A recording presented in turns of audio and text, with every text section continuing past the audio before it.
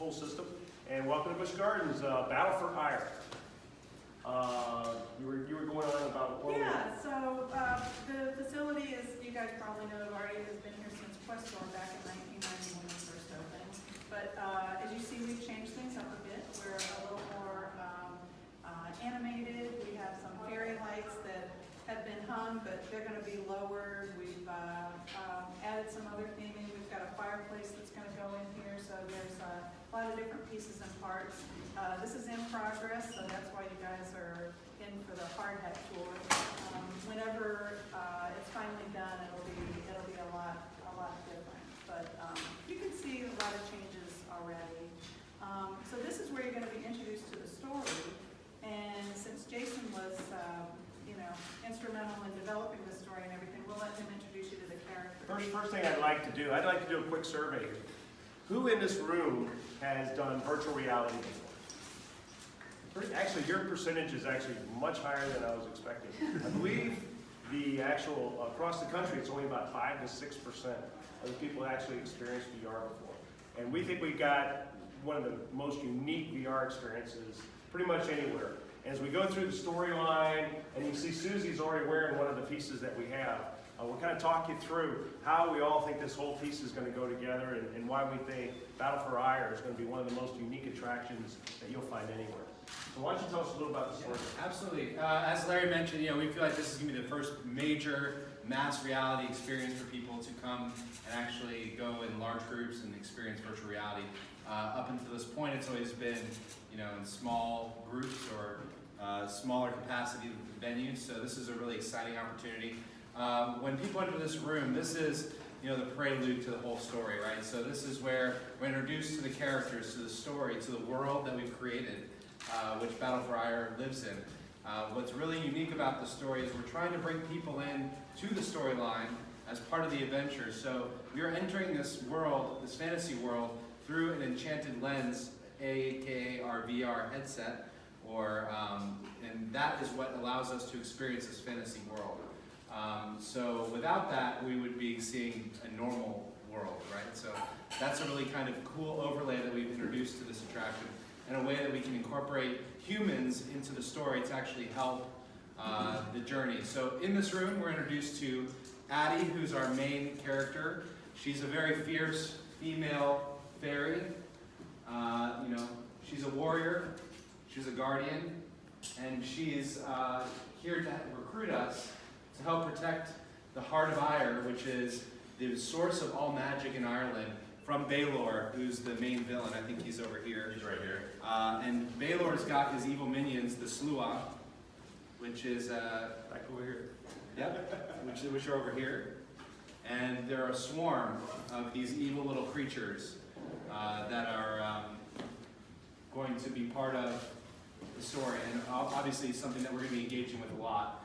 And then Addie has her trusty sidekick, Ollie, who's over here, and he's a dragon, and we get to opportunities to fly with the dragon, and fly with Addie, and help rescue the Heart of Eire from Baelor. So it's ultimately a story about saving the magic of Ireland, and bringing that back, and hopefully you guys enjoy it. So for some of the geeky people out there like me, Yeah. we can talk a little bit about how the whole system works. We're utilizing virtual reality headsets, commercial grade virtual reality. One of the big differences we have is that we want to drive these with a mini computer. So we want to be able to generate a really good high resolution image. We've got a 2K resolution image, 4K resolution image on the headsets. And we have an individual computer driving each and every headset. We're also running at 90 frames per second. For comparison, your TV at home is running around 30 frames per second. So we're going to be 3 times that. And those of you who've put on headsets before, once you put in this headset, you're in another world. Everywhere your senses tell you, you look this way, you look that way, and you see everything that is in that world, created in that world. We have to run 90 frames a second, so that as you pan your head, you don't see we call it picket fence effect. So it's nice, smooth transition, just like you would at any of us in the outside real world. So that's one of the things that we're creating here. The other thing, we're putting it on a state-of-the-art simulator. Our simulator is got 6 actuators. We run 2,000 PSI pressure, and we can make this thing really move and dance. So as you experience the adventure, when you're actually riding on the back of a dragon ollie, you're going to actually be on the back. You're going to feel it. You're going to look down and see the dragon. You're going to look to the right and see the wings flapping, and of course you'll be able to see the vistas that you'll be able to see just like you would on a real dragon. So we're going to take you places that you really can't go anywhere else. I know one thing that I'd like to add with that is, with all this great technology and being powered by individual PCs, we're also introducing a layer of interactivity so people will actually get a chance to interact with their environment as well. So that's a really nice feature, a nice add beyond just a baked content experience. People will participate in that journey a little bit more. So typically, like these typical rooms, we're going to teach you the storyline that Jason just kind of went through. Jason and Susie both ran through. You're going to see a lot about it, and then we're going to try to train you because you got to train you to ride it back to the dragon. So we'll probably send you into one of the training rooms, which we'll go turn around and head right in there right now. Where are you going to this one? We're going to go this way. Be careful, there's still some wet paint on There is that paint. wall. There is paint. Oh yeah. Wet paint, it is the person, so you're basically going to turn to your right and take the lens that's there, and it really just snaps right onto the magnets that are already on your head. And you may need to tighten it a little bit, but yeah, pretty much And now that's it. keep riding the ride. Yeah. And you'll be able to look all around you, right, left, up, down, you'll be able to see everything. So, unlike just looking at a 2D screen, it's going to be a lot more immersive. Should I keep this on for a while? We're all going to sneak out and see how long it's I taking. figured that would be something like that, yes. Yeah, well, Susie's in the virtual world. We don't exactly sure what exciting stuff she's looking at. Actually, right now it's only just a blue screen we're shooting up there. And of course, we got the still image on front. This will be a similar image to what the walk-in will be, and where you'll be walking in at. Of course, the house lights are on, not the beam lights. So really just for everybody's access. So all of y'all who aren't in the front and can't see her head on, if you guys once you're done, can you all move on so that we can get some more people through the front so they can actually see? Motion simulator is actually pretty much unchanged. We felt very confident that the simulator can pretty much do everything we wanted to do already. It has all kinds of range of motion, and we really felt that there was really the weak link of the entire system has and used to be the visual side of it. And we think with the virtual reality side of it, now that weak link is gone, and now we've got the visual system that puts people in a place, virtual reality basically, that we can't do anywhere else, and we got the physical system that will confirm that you're really there. Oh, but there were modifications like the goggles and the TPUs and all that stuff. So there For were the a lot of virtual things were side- added, but from a performance side. For the VR side, obviously, but from the actual hardware side for the motion base, it's pretty much unchanged. Could you tell us about the software Which software is that? for the virtual reality? Actually for the virtual reality, the software was created through. Totally custom. It's bespoke software using that's playing this content. So it's designed to receive commands and cues from the show control system that's in place to cue the ride up, but it's 100% a bespoke system that plays back the content. And the software is also is actually just developed for this ride, just because of the way the little nooks are tasked, that be able to create those 90 frames per second at the resolution that we're looking for. That there all kinds of new software had to be written and be able to perform like we wanted it to. So the headset itself, though, their HTC Vive would have been gutted and put with new electronics themselves, that I'm understanding? Not so much. We got the commercial grade HTC Vive, and we've got new adapters because of our attachment point.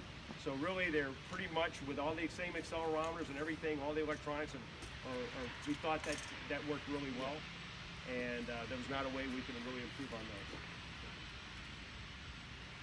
And those are currently the highest performing headsets on the market, commercial market right now. So that is why we chose that. I mean, there are some other headsets that you may hear about, but we decided to go with kind of the best quality, best field of view, and best resolution. Needless to say, there was lots of testing over the past year. We've had different headsets, we've had all kinds of different emerald masks. We've ambushed a lot of the marketing people. We'll walk in and throw one on their desk and have them try it on, and they're looking at us like we're crazy. But we've had employees, kids here, kind of making sure that we've got all the different head sizes covered. We found that, oh, where's Natalie at? There she is. Where's Natalie? We found her as one of the smallest heads. She was a unique head for us, so. Thank you. I don't know if that's But yeah, we've had to do a lot of work to try to cover our bases, and I think somebody mentioned what happens when the public gets here, and that's always, that's always the wild card for us, and we'll find out. We think we've got a lot of it done. We'll just have to roll with it after we open. You said spring 2018. Do you have Spring a 2018. target date in spring? We're still working on a few things. You saw them firing up the software inside. We don't want to give a date until we have it 100% running. Right now, we're still working through startup and commissioning, so we'll release a date as soon as one's available. Now, these simulators obviously have been used for quite a while, so as far as quality, not quality is probably not the word, downtime or anything like that, they perform pretty well, right? These simulators perform very well. They're one of our highest, they're on par with any ride we have in the park, so we expect our uptime to be very similar to what it used to be. Do you have any models for any other action VR rides that are out there that you kind of looked at in terms of when you guys were putting this together? Well, of course, we went and saw what a few of the folks are doing out there, and we weren't happy with a lot of it. What we saw was really is the quality of the image.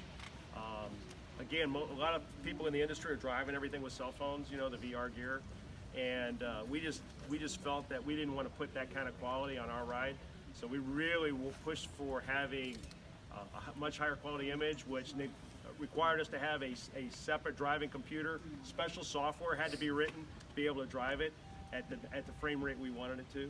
So I think we're really creating kind of a new virtual reality system here for the theme park world. I don't think there's anything that's been done to this scale before.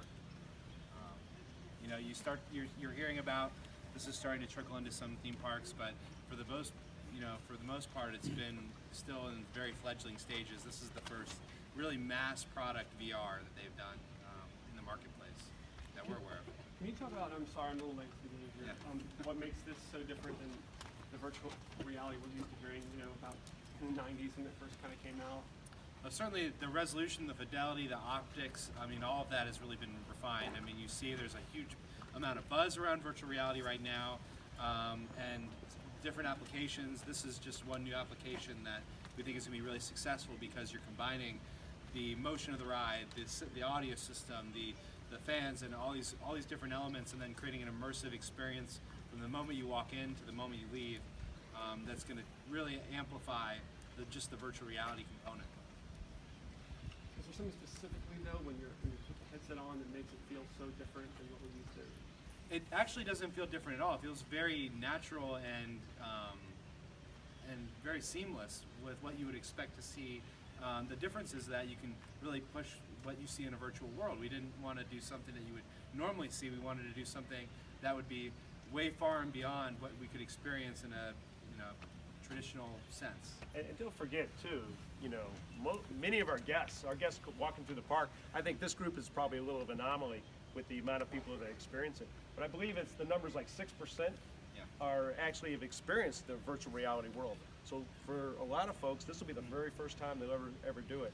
And I know when we first had our headsets in, and of course we were playing with them, and we'd bring people in, and everybody's like, "Oh my gosh, I never really thought any of this was possible."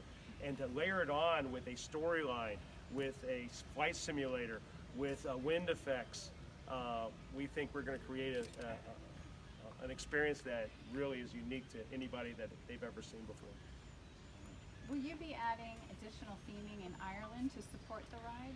We always look at any new attraction we have. We always come out and look in the park and kind of look around. I believe we got a whole new menu here for our Grogan's Grill. We got a new roof over on Emerald Isle. I don't know if anybody's seen it. So light brown. The roofs are all painted great looking blue. We've cut back, we've changed a lot of things in here that a lot of our fans will notice right away. Is it the graphics though that really makes this? I mean, it's hard to explain, I know, because we're not looking at it. But is it the graphics? When I say this is unlike any other virtual reality ride to our viewers, I want them to be able to understand why, something tangible that they can kind of like tell their friends later on that day. Are the graphics that much better? We feel our graphics are superior to just about anything out there. I think with your viewers, knowledgeable viewers will go, well, I've done virtual reality before, but this is it's more of a unique experience to where you come in and you're layering on a storyline, and we're taking you to another place. And the system that we're using is really just a system to convey it. It's not so much the technology that we're showing off. It's really it helps us create the experience that we're trying for. That's, I believe, the difference than what people will see at any tech show or anything that you'll see. It's the entire experience that you feel. Do you know who manufactured the flying ride system? Well, the motion base was actually manufactured by Reflectone out of Tampa. I believe they've changed names 2 or 3 times. Last time I heard they were CAE, but they're still down in Tampa, and they're still around, I believe. They still manufacture flight simulators, which is why we hooked up with them years ago. All right. Thank you guys.